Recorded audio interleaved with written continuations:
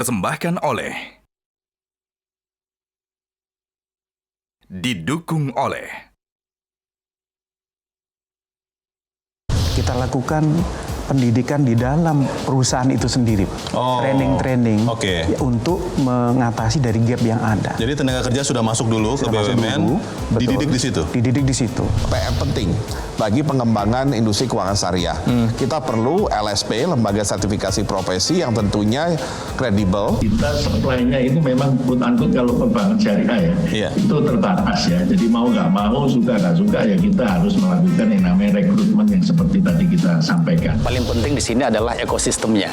Kita akan mengajak semua kementerian, nggak hanya Kemendikbudristek, tentunya Kemenak, Kementerian Perindustrian dan Tenaga Kerja untuk sama-sama memahami master plan ini. Selamat malam pemirsa. Di tengah geliat pembangunan ekonomi syariah Indonesia yang kini menempati peringkat keempat di dunia, kebutuhan akan sumber daya insani yang adaptif dengan perkembangan industri masih menjadi pekerjaan rumah. Belum lagi teknologi yang terus berkembang termasuk di industri ekonomi dan keuangan syariah. Studi juga menunjukkan bahwa masih banyak lulusan ekonomi syariah yang belum terserap di industri syariah nasional. Bahkan mayoritas pegawai di industri keuangan syariah berasal dari lulusan non-ekonomi syariah. Melihat kondisi ini, bagaimana strategi pembangunan sumber daya insani yang lebih adaptif dan mampu menjawab tantangan zaman dengan beragam inovasi? Bersama saya, Leonard Samosir, pemirsa, inilah Economic Challenges Spesial Ramadan, bekerja sama dengan Ikatan Ahli Ekonomi Islam Indonesia, IAEI, dalam episode SDM Ekonomi Syariah di Era Disrupsi Teknologi. Peningkatan kapasitas sumber daya manusia dan riset ekonomi syariah dan memberikan solusi mismatch antara industri dan ekonomi syariah dan perguruan tinggi. Kita memang masih harus bekerja keras untuk meningkatkan kemampuan SDM kita dalam bidang keuangan dan ekonomi syariah.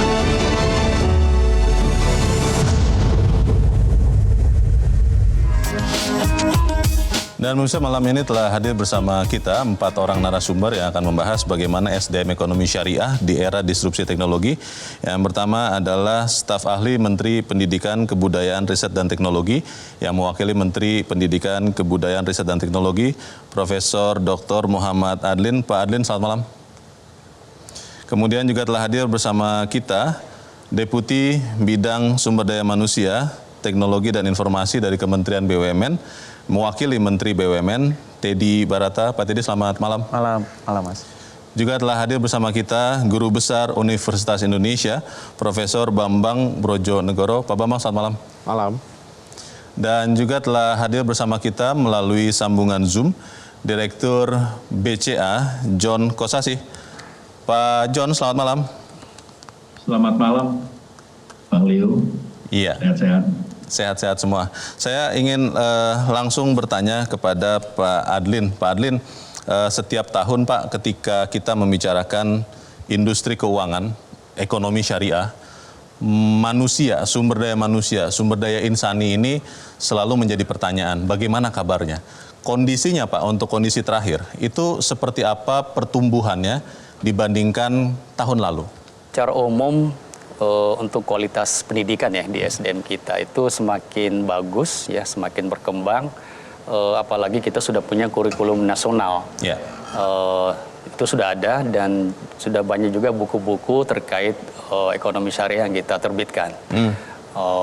Dan ini juga menarik karena beberapa prodi baru itu juga kita buka. Program studi ya maksudnya? Program studi. Mulai dari D3 sampai S1 di berbagai PTN, Politeknik di bawah Kemendikbudristek. Bahkan ada SMK Syariah yang sekarang jumlahnya itu sekitar 200 lebih di seluruh Indonesia. Karena kita lihat banyak sekali yang masuk ke SMK itu akan memilih pekerjaan di ekonomi syariah nantinya. Kalau di peta jalannya sendiri itu Pak Adlin, kan kita tahu ya ada peta jalan untuk ekonomi keuangan syariah ya. Untuk sumber daya manusianya, untuk sumber daya insaninya, itu ada di dalamnya, sudah terplot tahapan-tahapannya atau seperti apa Pak?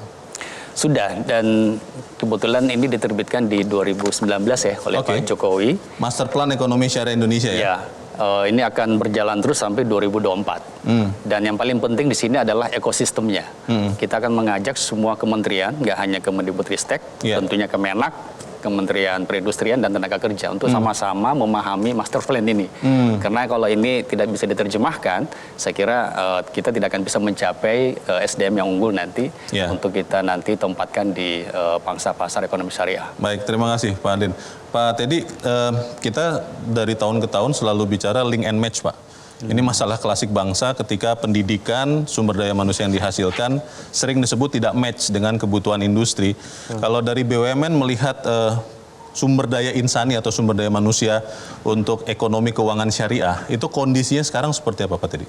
Yang kita lihat kebutuhan atau misalnya dari ketersediaan supply itu belum mencukupi. Yang kita lakukan apa? Kalau misalnya di dunia pendidikan kurang, kita lakukan pendidikan di dalam perusahaan itu sendiri, training untuk mengatasi dari gap yang ada. Jadi tenaga kerja sudah masuk dulu ke BUMN, dididik di situ. Dididik di situ. Ini untuk menutupi dari gap tadi, kompetensi gap yang tentunya kita harapkan tahun ke tahun dengan tentunya dunia pendidikan yang semakin maju, semakin ini ya untuk syariahnya, nanti alhamdulillah nantinya itu akan mengurangi beban kita. Karena tenaga kerja kita nantinya akan semakin ready nih. Tapi menarik Pak Teddy, karena Anda katakan ada pendidikan di dalam BUMN karena memang masih ada kekurangan. Betul. Masih ada kurang, dari tahun ke tahun memang tetap kurang atau makin sedikit kekurangan suplai sumber daya manusianya, atau seperti apa gambaran? Jadi gini, kita melihat malah sekarang ini modenya itu ekspansif. Banyak sekali kebutuhan-kebutuhan terkait dengan syariah. Demand terhadap keuangan syariah juga semakin besar. Sehingga ini yang tadinya kita melakukan upskilling dan reskilling dari talenta-talenta yang belum tersentuh dari syariah, kita didik, kita latih dengan training, dengan development program terkait dengan keuangan syariah.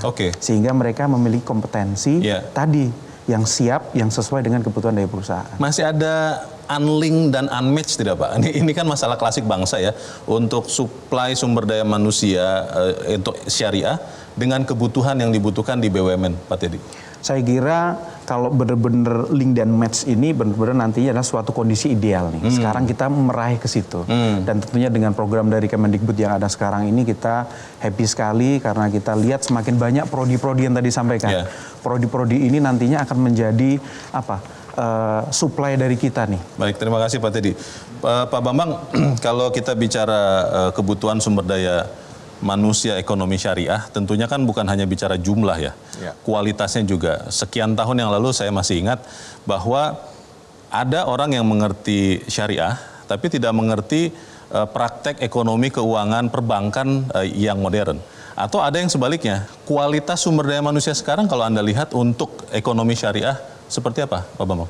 Ya, pertama tentunya penekanan pada kuantitas tetap penting ya, karena kita juga harus mengantisipasi makin bertumbuhnya pelaku keuangan syariah ya, baik yang di perbankan maupun non-bank, dan juga jangan lupa institusi keuangan syariah seperti zakat dan wakaf ya. Jadi memang kebutuhannya akan sangat besar. Jadi penekanan pada jumlah menurut saya tetap penting. Harus terus dikejar ya.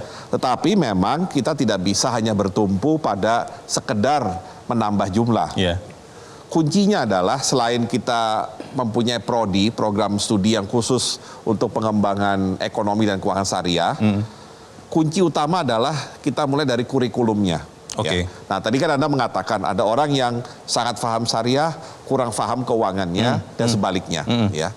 Nah, ketika waktu itu di Fakultas Ekonomi dan Bisnis Universitas Indonesia, kita coba meluncurkan pertama kali program yang terkait dengan ekonomi dan keuangan atau ekonomi dan bisnis syariah kita nyebutnya.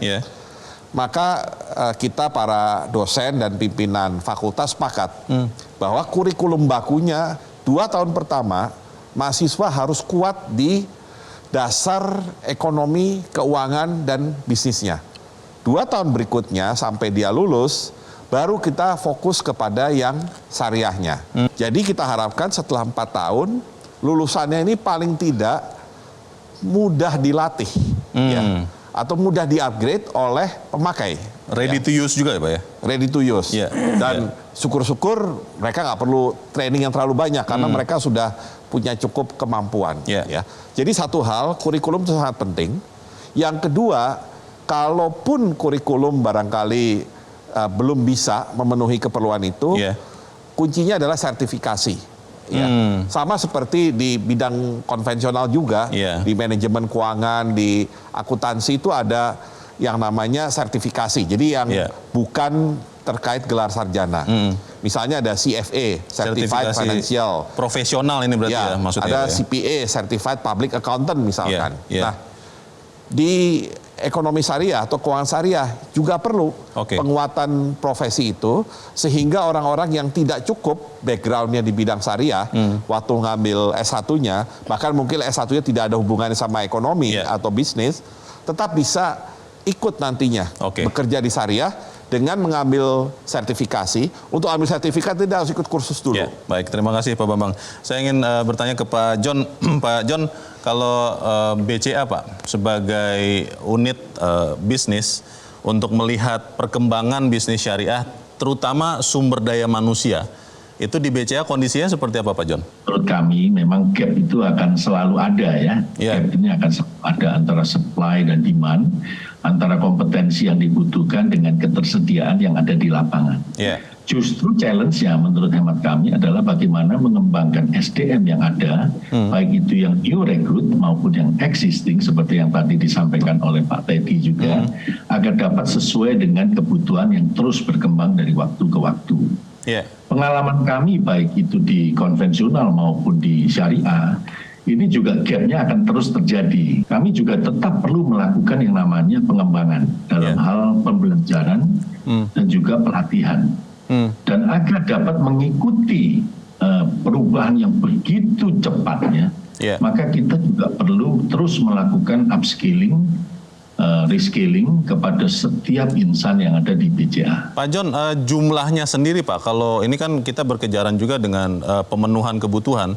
Kalau di BCA itu kebutuhan untuk sumber daya insani syariah itu dengan pemenuhan orangnya itu seperti apa Pak? Tercukupi atau masih sangat kurang atau bagaimana sekarang?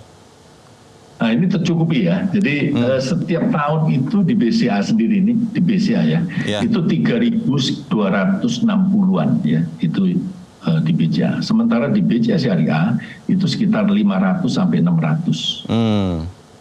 Di dalam memenuhi ini kita melakukan berbagai macam program ya. Antara lain adalah kita melakukan kerjasama dengan universitas-universitas.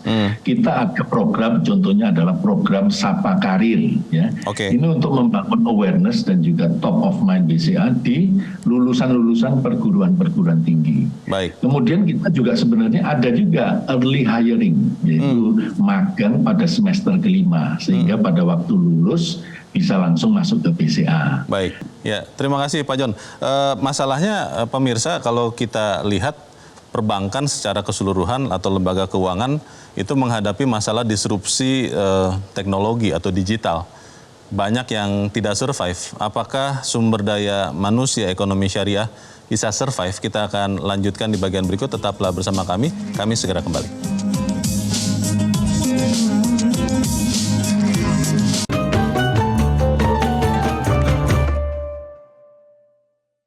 Dipersembahkan oleh, didukung oleh,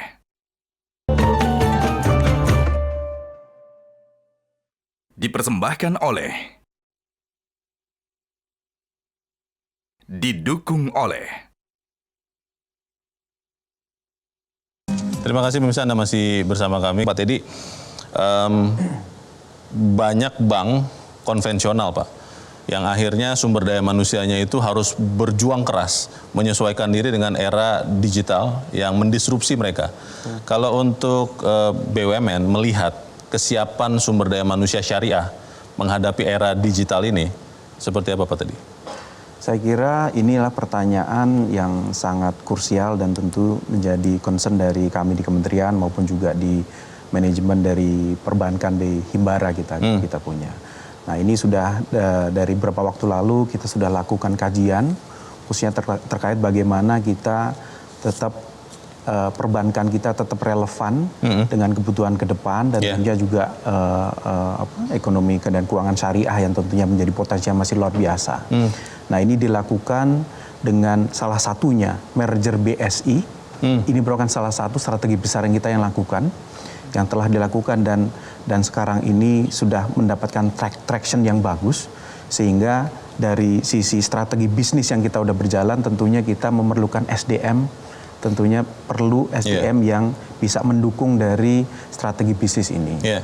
Nah, ini yang sudah dilakukan, ini dengan kita rekrutmen, kita ambil rekrutmen dari yang bagus-bagus, jadi tenaga kerja SDM yang bagus, dan tentunya digital menjadi salah satu dari 5 prioritas kita di kementerian, di BUMN, di mana kita seluruh BUMN yang ada ini kita tekankan bagaimana bisnis prosesnya, bagaimana mereka harus mengadopsi teknologi, mengadopsi digital ke dalam bisnis proses masing-masing. Kalau kesiapan sumber daya manusianya sendiri, kalau Pak Teddy lihat seperti apa? Sudah cukup siap menghadapi disrupsi teknologi ini, atau juga ikut tergagap-gagap begitu Pak? Bagaimana Pak Teddy? Saya kira ini kita sejalan dengan kebutuhan yang ada.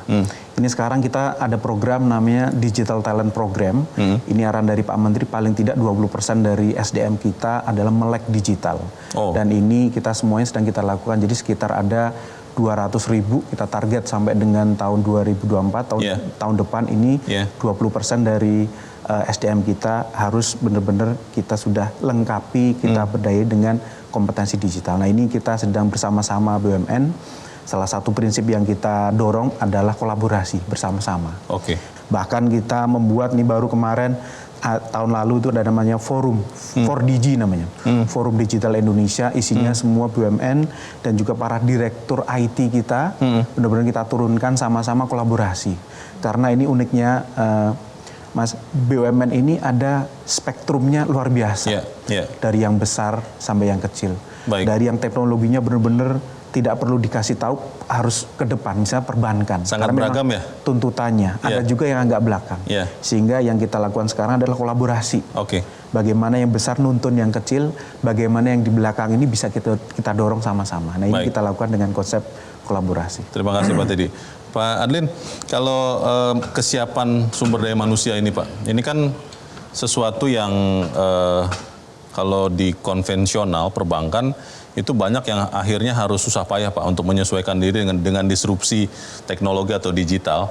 Kalau untuk ekonomi atau keuangan syariah, itu sudah masuk ke dalam kurikulum seperti yang tadi Pak Bambang katakan, atau bagaimana Pak? Iya, saya kira itu harus bersamaan ya, dan harus update ya. Jadi itu kan sarana sebenarnya untuk memperlancar, mengotomatisasi yang tadinya dikerjakan oleh manusia ke komputer gitu ya. Jadi saya kira harus bersamaan. Dan saat ini pun di program DUDIKA, DUDIKA ini kepanjangan dari dunia usaha, dunia industri, dan dunia kerja. Jadi terjemahan bahasa Indonesianya lah dari Lean and Match gitu. Kita sudah kerjasama dengan perusahaan-perusahaan yang concern dengan teknologi. Persoalannya sebelum Merdeka Belajar kita luncurkan, ini kan terpisah dari kalender akademik.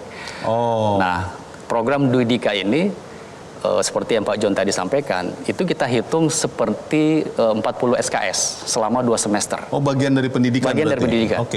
Jadi mereka tidak merasa berdosa ketika magang. Dan mereka dibimbing oleh dosen dari kampus asal mereka. Dan itu diperhitungkan untuk penyelesaian pendidikan? Siap, diperhitungkan. Dan mereka dapat honor. Nah, dan ini bisa menjadi ajang juga, seperti yang Pak John tadi sampaikan, untuk mencari rekrutmen baru dari mahasiswa yang magang tadi. Tapi kalau kurikulum khusus Pak, terkait dengan disrupsi teknologi atau digital ini, itu sudah ada belum Pak untuk sumber daya manusia syariah? Ini kita harus cek ya, karena yang kita baru catat ini kan seperti yang Pak Bambang tadi, kita ini sudah menerapkan prodi-prodi yang mengawinkan ya akuntansi konvensional dengan yang syariah. Misalnya ada 7 PTN di bawah Dikbud, itu sudah membuka D4 yang namanya akuntansi lembaga keuangan syariah. Jadi ini sebenarnya sudah siap pakai, tinggal mungkin dipoles dengan skill digital. Terima kasih Pak Adlin. Pak Bambang, sebagai orang yang sudah lama sekali berkecimpung di dunia syariah, keuangan konvensional juga, dan sekarang juga teknologi, tentunya Anda sangat mengerti bahwa di Indonesia sekarang disebut-sebut kita kekurangan digital talent, Pak. Ya. Dikatakan bahwa kebutuhannya sekitar 600.000 digital talent, sementara kemampuan suplai perguruan tinggi itu baru 100 sampai 200.000. Kalau ini terkait dengan sumber daya manusia syariah, apa yang harus dilakukan untuk menyelesaikan masalah ini, Pak? Ya. Pertama tentunya pada isu digital talentnya dulu, ya. Kalau saya melihat, ya perguruan tinggi tentunya punya kapasitas untuk menambah dari jumlah yang Anda sebutkan tadi, ya. Tapi memang perguruan tinggi mau tidak mau akan bertumpu pada misalnya fakultas atau jurusan yang terkait ilmu komputer. Ya, dia akan menjadi tumpuan utama ketika kita ingin menambah digital talent. Tapi pengalaman kami juga di bidang pendidikan, kami kadang-kadang melihat banyak orang misalkan dia mengambil bidang ilmu komunikasi, ilmu ekonomi, atau ilmu-ilmu yang tidak berkaitan dengan komputer, tapi sebenarnya bersangkutan punya talent ya atau punya bakat di bidang komputer yang otomatis tidak terlalu tersalurkan karena memang bidang studinya tidak ke sana. Ya. Nah, jadi saya melihat perlu juga ada semacam pendekatan di kurikulum di mana semua mahasiswa dari setiap jurusan paling tidak 1 atau 2 kuliah itu harus terekspos dengan teknologi digital. Paling tidak kalau dia tidak mendalami langsung pekerjaan komputernya, dia memahami kayak apa itu transformasi digital, ekonomi digital atau bisnis digital. Nah, di satu sisi kita tambah jumlah yang mengerti mengenai teknologinya sendiri atau yang Anda sebut digital talent dengan tidak membatasi hanya di jurusan yang terkait dengan STEM ya, Science, Technology, Engineering, Matematik, tetapi juga membuka kesempatan bagi siapapun yang merasa punya passion di bidang digital. Contoh ya di Finlandia ya. Finlandia memang negara yang penduduknya tidak terlalu besar. Tapi negara itu memang ingin sekali punya kekuatan yang besar di bidang digital. Sehingga yang dilakukan adalah pemerintahnya menyediakan semacam kuliah coding, bukan kuliah lah, kursus ya. Kursus coding bebas. Siapapun tanpa dipungut biaya dan orang tidak perlu tes dulu untuk ikut kursus tersebut. Siapa saja yang ingin tertarik silakan belajar. Karena mungkin dari yang belajar tadi yang barangkali tidak punya background komputer, ada beberapa talent yang bisa untuk memperkuat kita. Nah, kalau itu kita terapkan di Indonesia, kan penduduk kita jauh lebih besar dari Finlandia. Siapa tahu kita bisa mendapatkan talent yang lebih banyak dalam waktu yang lebih cepat. Baik. Pak John, kalau di dunia bisnis nyata ini, Pak John, seperti apa Pak kesiapan sumber daya manusia, sumber daya insani syariah untuk menyambut atau menyesuaikan diri dengan era disrupsi digital ini, Pak John? Kebutuhan talenta digital itu setiap tahunnya kurang lebih seperti yang tadi dikatakan sekitar 600 ribuan ya, sampai 700 ribuan gitu. Kebutuhan yang yang ada gitu ya. Sementara ketersediaan hanya sepertiganya gitu ya. Sebenarnya di sini ada tantangan yang kita hadapi sebenarnya ya. Karena kan kita bertransformasi ya, dari ini ke digital gitu ya. Kalau kita perhatikan seperti apa yang kita alami ya, pengalaman di BCA gitu ya. Ini potensinya sungguh luar biasa peluangnya. Kalau kita perhatikan ada physical distancing ya. Dengan adanya physical distancing tentu saja transaksi di Kapang berkurang. Pengalaman kami itu setiap tahun itu kurang lebih sekitar 24 miliar transaksi ya. Transaksinya ini terus jadi kira-kira 1 bulan itu sekitar 2 miliar transaksi. Maksudnya transaksi digital ya Pak ya? Ini transaksi yang dilakukan di cabang hanya 0,4%. Sisanya udah dilakukan di luar cabang, artinya menggunakan elektronik dan juga digital. Kemudian kita tahu bahwa ada concern lain yaitu hygiene. Ya. Orang sudah dengan adanya hygiene tentu saja dampaknya adalah penggunaan uang tunai terus mengalami pengurangan. Thanks to Bank Indonesia atas QRIS, kemudian juga ada BI Fast ya. Kemudian ada mobility restriction. Mobility restriction ini tentu saja berdampak pada disrupsi di bidang operasional. Dan everything from home. Ya, kita semua tahu ada work from home, ada shop from home, dan juga business from home, dan home yang lain gitu ya. Kalau di BCA sendiri Pak, sudah seberapa siap talent-talentnya untuk menghadapi era digital ini Pak? Ya, jadi kalau kita perhatikan di sini ya, ini memang di BCA ada program ya, memang membuat satu program. Karena kan di BCA ini karyawannya itu ada yang millennials, semi millennials, dan ada yang millennials gitu ya, senior millennials. Gitu ya. Jadi kalau kita perhatikan, kalau yang millennials ini kan digital native. Ya, jadi mereka ini udah biasa dengan yang namanya digital gitu ya.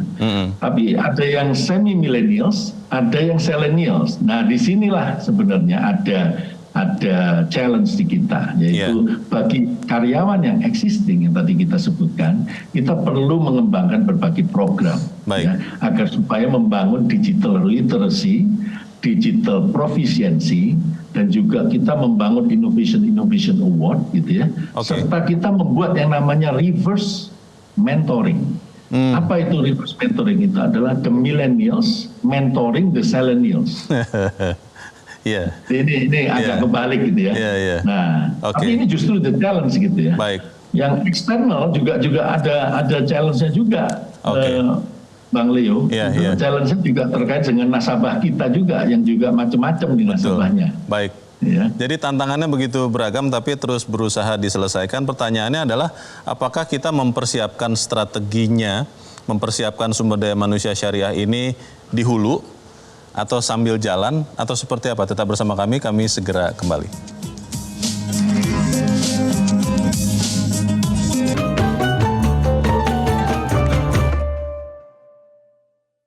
Dipersembahkan oleh, didukung oleh,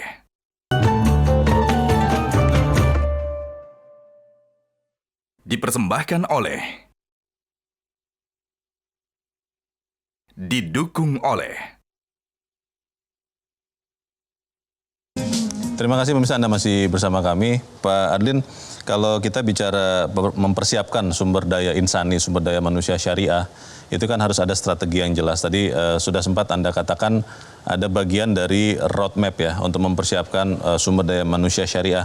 Tapi pertanyaannya begini Pak, apakah memang dipersiapkan dari hulunya, dari kurikulumnya, dari SMK atau prodi-prodi, program studi, atau memang harus dilakukan berbarengan seperti yang tadi Pak Teddy katakan, di perusahaan-perusahaan yang sudah menggunakan sumber daya manusia syariah, itu juga melakukan pendidikan sambil jalan. Yang mana Pak Adlin? Kira dua-duanya ya.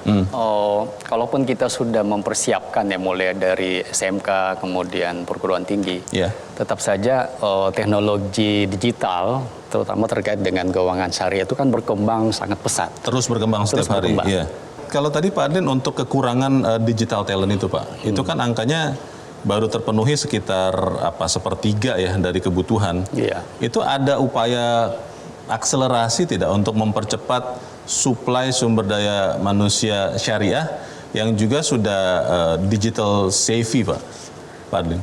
Iya, makanya di program Dudika itu kita ajak sebanyak mungkin industri atau dunia kerja yang memang membutuhkan ya graduate dari keuangan syariah ini, supaya update terkait teknologi digital itu bisa berbarengan gitu. Karena saya kira digitalisasi ini kan hanya mengotomatisasi kan sebenarnya. Yang penting itu adalah pemahaman mereka yang bisa mereka gunakan ketika masuk di pasar kerja itu. Terima kasih Pak Adlin. Pak Teddy, terkait dengan kualitas sumber daya manusia ekonomi syariah, itu kan tadi sudah sempat katakan, ada juga sertifikasi yang harus dilakukan. Kalau BUMN Pak, strateginya menunggu bola datang, lulusan-lulusannya datang ke BUMN, atau yang tadi lebih banyak yang Anda sudah katakan, BUMN juga mengupgrade sendiri kemampuan dari digital talent ekonomi syariahnya? Jadi kita lakukan paralel beberapa program secara bersamaan, Mas Leo. Contoh, akhir tahun lalu kita ada program namanya Magang Santri. Magang Santri? Magang Santri. Apa Jadi itu, Pak? santri-santri itu yang berada di sekolah tinggi Islam, ini kita berikan kesempatan magang. Waktu itu ada sekitar 300 orang. Di BUMN ya? Di BUMN, di Pegadaian itu ada sekitar 300 orang. Salah satunya ya di Pegadaian. Jadi yang kita lakukan, kita minta kepada teman-teman ini, para santri-santri ini yang kebetulan juga mahasiswa di Sekolah Tinggi Islam, kita berikan kesempatan, mereka masuk sebagai tenaga magang, dan yang mereka lakukan itu apa? Mempromosikan kurs syariah. Kredit usaha rakyat syariah? Syariah. Oke. Jadi ini salah satu respon yang kita dapat dari teman-teman itu, mereka sangat bersyukur sekali mendapat kesempatan ini. Dan juga ini sesuai dengan apa yang mereka pelajari di kuliah. Sehingga inilah salah satu bentuk dari linkage yang coba kita bangun. Jadi mereka belum lulus, tapi kita berikan kesempatan. Mereka di sana belajar ekonomi syariah. Mereka di Sekolah Tinggi Islam itu belajar mengenai perekonomian syariah, kita berikan kesempatan. Dan benar-benar mereka itu mengaplikasikan apa yang mereka pelajari di bangku kuliah. Di sisi BUMN, di sisi Pegadaian kita senang sekali. Karena ada mahasiswa yang ikut serta itu ya, mempromosikan produk kita, kurs syariah, dan tentunya ini benar-benar mereka itu kalau kerjanya dari hati katanya. Salah satu direkturnya lapor ke saya, mereka kerjanya dengan luar biasa, dengan semangatnya. Pada waktunya mereka lulus, itu siap direkrut tidak, Pak? Tentunya pengalaman mereka sebagai tenaga magang ini menjadi nilai lebih. Ada rencana tidak Pak Teddy untuk BUMN, karena tadi kekurangan digital talent yang mengerti ekonomi keuangan syariah, mengadakan sendiri lembaga pendidikan, atau memang ya menggunakan lulusan dari lembaga-lembaga pendidikan yang ada? Ya. Secara gini, kalau dari Pak Menteri, arahan dari Pak Menteri itu adalah bahwa BUMN ini kita kembali kepada core bisnis masing-masing. Core bisnisnya apa, ini kita akan fokus ke sana. Tentunya keterlibatan kita kerjasama dengan Kemendikbud, dengan dunia akademisi, ini yang kita lakukan malah memberikan kesempatan tadi. Yang sudah kuliah terkait ini kita berikan kesempatan untuk bekerja. Nah ini yang sedang kita akan fokusnya akan ke sana. Baik, terima kasih Pak Teddy. Pak Bambang, kalau untuk kompetensi Pak, standar kompetensi, itu sebenarnya seperti apa ya untuk sumber daya manusia syariah ini? Apakah memang belum, sedang dibuat, atau bagaimana Pak? Mungkin standar kompetensi yang ada, paling tidak di Indonesia itu mungkin belum cukup untuk memenuhi kebutuhan di industrinya. Ya. Jadi saya melihat di satu sisi kita memang terus meningkatkan kualitas dari program studi, ya, baik program studi yang sifatnya akademik maupun yang vokasi, ya, karena bagaimanapun keduanya dibutuhkan untuk industri keuangan syariah. Nah, tetapi memang ketika kita bicara sektor keuangan itu dibutuhkan kompetensi-kompetensi khusus, ya, yang tadi saya katakan bisa dipenuhi kalau kita punya program sertifikasi yang bagus. Nah, untuk dapat sertifikasi tentunya harus ada lembaga sertifikasi profesinya. Nah, menurut saya ini salah satu PR penting bagi pengembangan industri keuangan syariah. Kita perlu LSP, lembaga sertifikasi profesi yang tentunya kredibel, ya, dan bisa membuat sertifikasi yang memang sesuai dengan kebutuhan industri, tapi juga memenuhi standar dari sektor keuangannya sendiri. Jadi jangan hanya sekedar, ya saya bisa melahirkan sertifikat A, tapi kita juga ingin tahu sertifikat A-nya ini sudah setara nggak dengan sertifikat yang sejenis, misalnya di luar negeri, gitu ya. Jadi memang ini PR terbesar.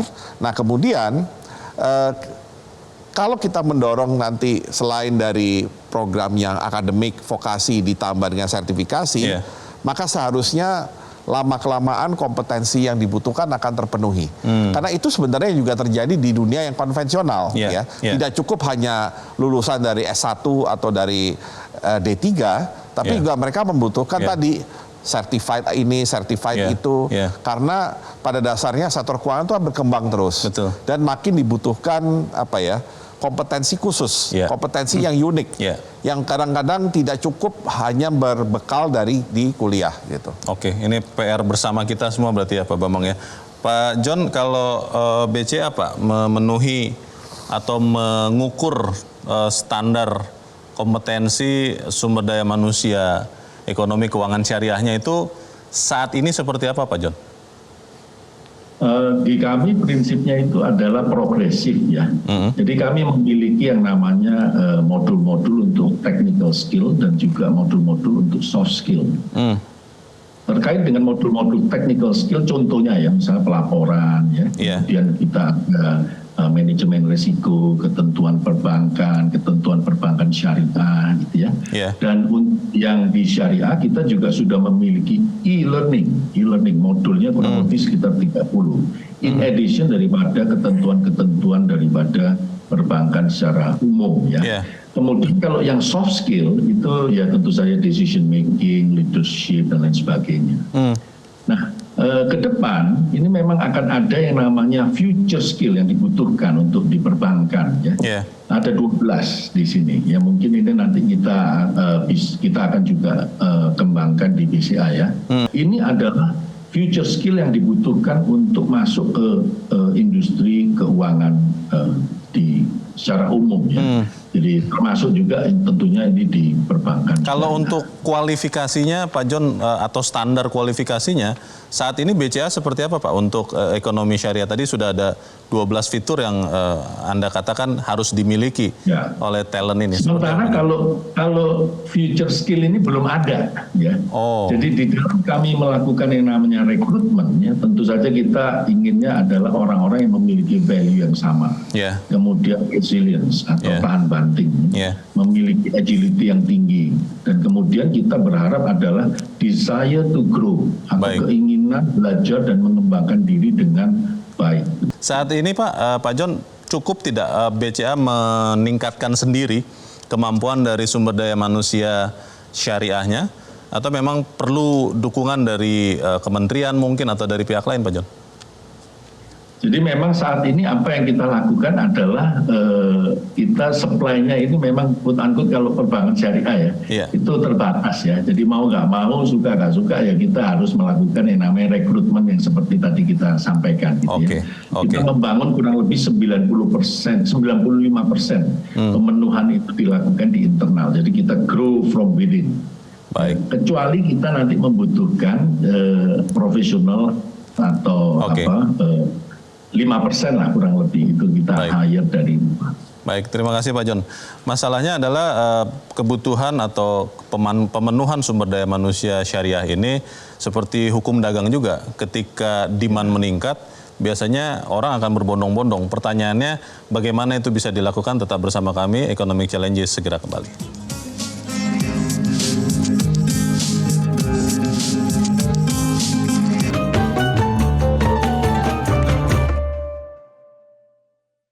Dipersembahkan oleh,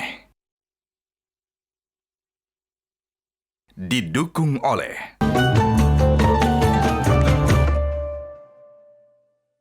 dipersembahkan oleh, didukung oleh. Terima kasih pemirsa, Anda masih bersama kami. Kita di bagian akhir dari diskusi kita malam ini. Pak John, kalau melihat apa yang saat ini sudah ada Pak untuk sumber daya insani syariah yang Anda lihat, BCA lihat, itu apa yang harus diprioritaskan untuk dilakukan supaya kemudian berbondong-bondong juga anak-anak untuk masuk ke pendidikan ekonomi syariah ini Pak John? Industri perbankan syariah itu memiliki potensi yang sungguh luar biasa. Pertumbuhannya, market share-nya saat ini sekitar 6-7% dan kecepatan pertumbuhannya itu antara 15-20% setiap tahunnya. Which is ini sebenarnya almost double dari pertumbuhan industri keuangan perbankan secara umum. Nah ini perlu dikomunikasikan. Tentu saja yang perlu dikomunikasikan adalah literacy, edukasi, dan juga pengetahuan kepada seluruh masyarakat bahwa ini adalah perbankan syariah dan saat ini produk dan layanannya perbankan syariah itu boleh dibilang at par dengan apa yang telah ada dengan di perbankan secara keseluruhan dan tentu saja dapat memenuhi dari kebutuhan dari para masyarakat. Mudah-mudahan dengan ini juga merupakan pekerjaan rumah semua stakeholder, baik itu praktisi, kemudian di regulator juga, kemudian juga di asosiasi-asosiasi, dan tentu saja di universitas dan juga lembaga-lembaga pendidikan. Baik. Terima kasih. Terima kasih Pak John. Pak Bambang, banyak kebutuhan yang harus dipenuhi tentunya Pak. Tapi kita kan harus punya skala prioritas. Prioritas untuk mengembangkan sumber daya insani syariah ini yang mana Pak yang harus disegerakan? Ya, kalau saya melihatnya coba lebih optimis. Jadi kalau dari sisi perkembangan bisnis digital kan Indonesia ini growth-nya luar biasa. Ya, pertumbuhan bisnis digital luar biasa. Dan saya lihat juga semakin banyak talent yang sudah berani masuk ke dunia digital. Itu di satu sisi. Talent ini juga termasuk entrepreneur ya, tidak hanya profesional tapi juga entrepreneur. Nah di sisi lain, bagaimanapun Indonesia selalu dikatakan mempunyai potensi yang besar untuk menjadi salah satu leader di dalam Islamic finance ya secara general. Jadi kalau mengcombine dua ini, maka barangkali prioritas nantinya pengembangan sumber daya manusia dalam bidang syariah itu adalah untuk mewujudkan potensi Indonesia sebagai global market leader di dalam digital Islamic finance atau digital syariah finance. Dan itu nanti tidak hanya bank tapi juga insurance. Dan satu lagi yang tadi saya lupa terus untuk katakan, yang menarik adalah banyak sekali sekarang startup atau entrepreneur di bidang fintech syariah. Dan ternyata cukup banyak aplikasi yang dikembangkan untuk mendukung transaksi di dalam keuangan syariah. Baik, terima kasih Pak Bambang. Pak Teddy, tentunya kan bisnis syariah ini berkembang terus Pak. Ekonomi dan keuangan syariah termasuk BUMN sebagai motor utama ya untuk mendorongnya. Apa yang harus diperbaiki, ditingkatkan segera supaya sumber daya insani syariah itu bisa memenuhi kebutuhan BUMN? Oke.